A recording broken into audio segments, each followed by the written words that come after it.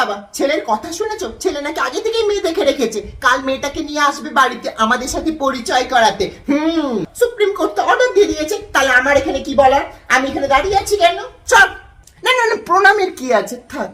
ও তুমি কি রে বাবু, তোর সাথে ওকে যখনই দেখতাম তখনই তুই কি বলতি? মা, এটা তো রাহুলের গার্লফ্রেন্ড।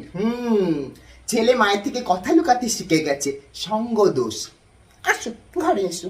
আচ্ছা তুমি আমাকে একটা কথা বলো তো, আমি তোমাকে যখনই দেখেছি জিন্স প্যান্ট পরাতে, হঠাৎ আজকে চুড়িদার পরে এলে কেন? ব্যাপারখানা কি? আমাকে ইমপ্রেস করার চেষ্টা? আর আমার ইমপ্রেস হলেও কি না হলেও কি, সুপ্রিম কোর্ট তো হ্যাঁ বলে দিয়েছে। আরে বাবুর বাবা, হ্যাঁ। কি বাবু তোমার সাথে পনির খায়? বাহ, ঘরে রান্না করলে তো একটু মুখে তুলিস না, আর তোমার সাথে বসে পনির খাচ্ছে।